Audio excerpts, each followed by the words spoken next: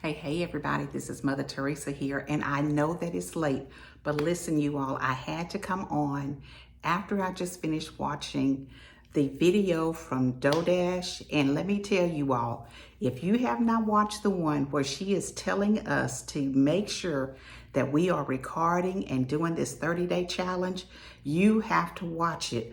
I feel like I was just given my marching orders to continue to move on.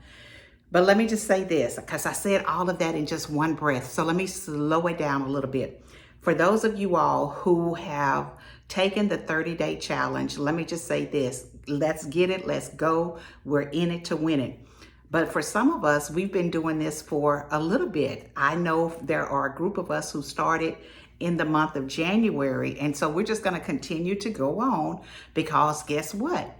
I have seen some amazing results. I've seen my numbers double. And so that's enough for me to definitely want to continue posting every single day.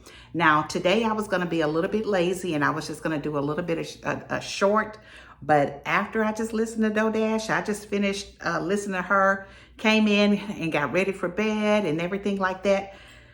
I done slathered on this Mary Kay. I'm ready to put this silk scarf on my head. I was ready to go to bed, but I could not after listening to her. Let me just tell you all something.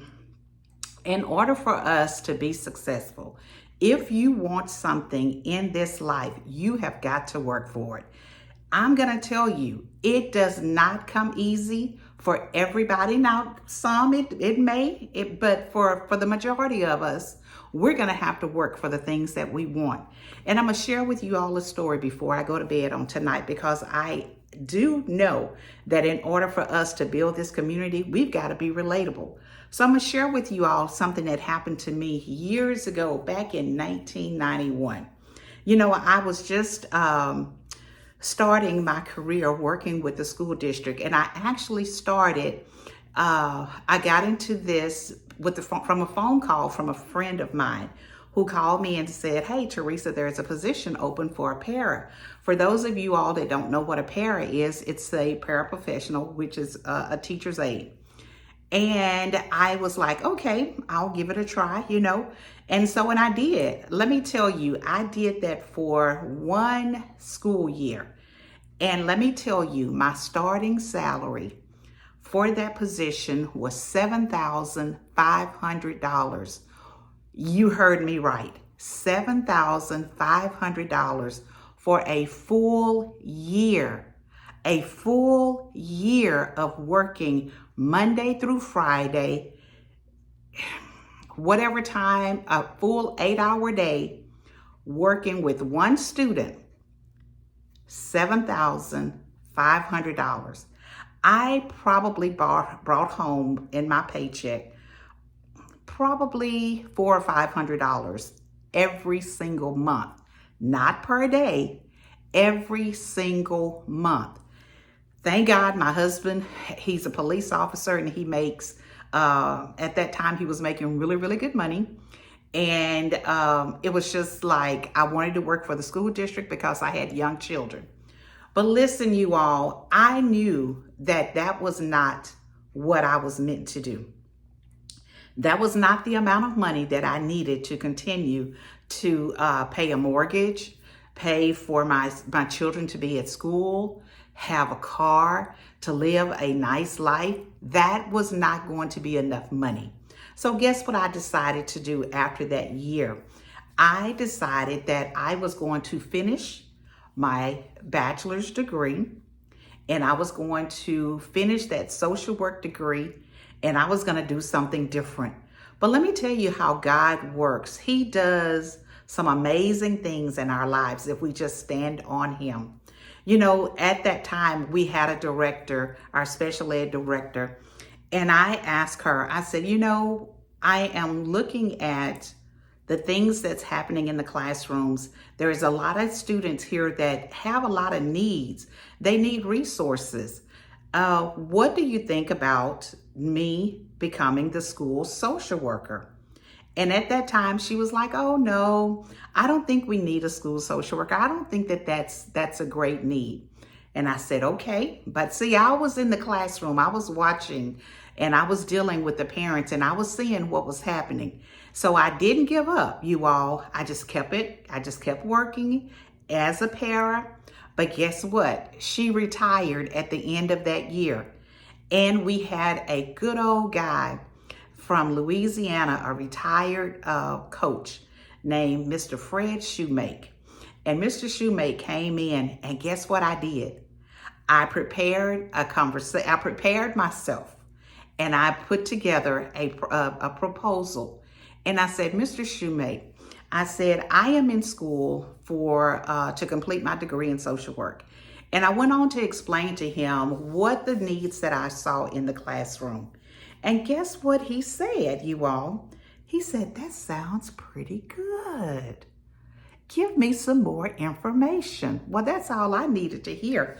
Listen, I got busy. I called the Houston area. Now, mind you, I was in East Texas. I called the Houston area. I called Dallas. I called those places that I knew that had school social workers. And I just wrote this really nice proposal about what I thought was needed for our particular small school district. Well, actually, it wasn't a small school district. It was a co-op. So it was 8 different school districts, and then we were the special ed umbrella. And guess what he said? After I put all that stuff together, he asked me, he said, so what do you think your salary needs to be? Where do you think you need to work? Where do your office need to be? Tell me a little bit more. Tell me, what are you going to do? And let me just tell you all, when we talk about, and as Dodash was talking about, are you just going to sit on the sidelines and allow people to tell you what to do, to dictate your future to you? Or are you going to get up off the couch, off the recliner, and are you going to make it happen? Listen, you all, I went from making $7,500 for the course of that year, for a year, to, I think my salary was it was probably almost 6 times that amount. Okay, from year 2, because I had to do it for 2 years, and then that 3rd year I moved from the classroom to the administrative office, and I began as a school social worker. Now, mind you, there had never been a school social worker for that co-op. There had never been a person that looked like me to work in the administrative office. So let me just tell you, when you want something from God, listen, y'all better get busy, get busy, get busy, because we can sit on the sidelines and we can watch life just pass us by, or we can get busy and we can make things happen. And that's just not the end of the story, you all. It's so much more about how God worked on my behalf with that situation. But I just wanted to give you all a little bit of taste of my testimony, because let me just tell you, that was not the end of that. It began to just blossom. I was in that position for 17 years, And let me just tell you, not only did I graduate with because I wanted to help and get that social work license. So I had within 6 months, I had an associate's degree. I had a bachelor's degree. I continued to go on, and I got a master's degree. And let me just tell you, God just kept blowing my mind.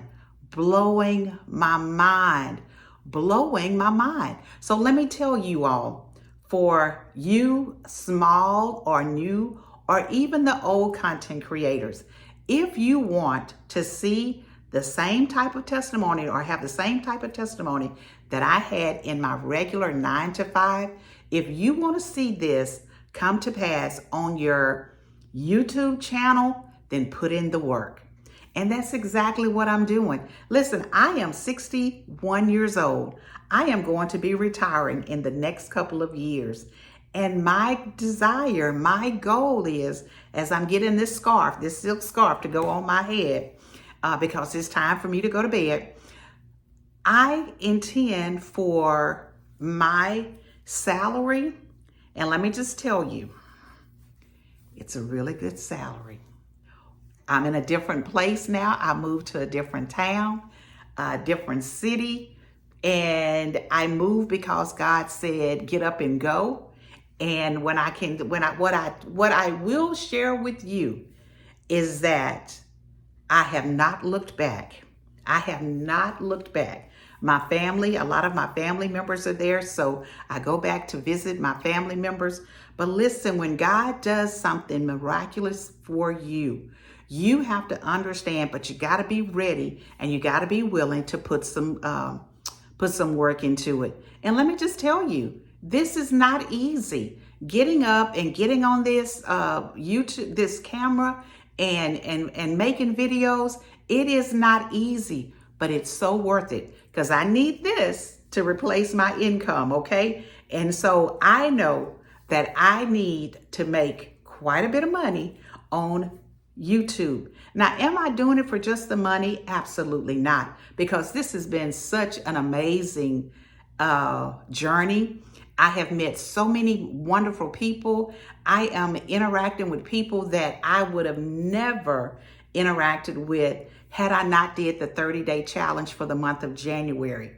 So we're building a community, you all. But as we are building this community, we got to make sure that we are being consistent, that we are putting in our time, and let's just do it. Let's just do it. We have so many wonderful people that are in our corners that's telling us, hey, you can do this. And it's one more person. I don't even think that I even introduced myself. I'm Mother Teresa from East Texas, that is, transplanted to the Houston area. And I just love what I'm doing. And I just know that God has a purpose. He has a purpose for the things that we're doing. And so I'm just going to say, everybody be encouraged. Be encouraged. Do what you need to do to make sure that you are growing your YouTube presence, that you are growing your channel. This is a fun thing. This is a great tool for us to be able to expand our horizons. And guess what? I plan to do just that. Listen, you all have a great night. I will see you all on tomorrow for another video. But if you did not get your marching orders from DoDash, if you did not see her video on tonight, y'all need to go watch it, okay? Y'all have a good night, everybody. Bye-bye.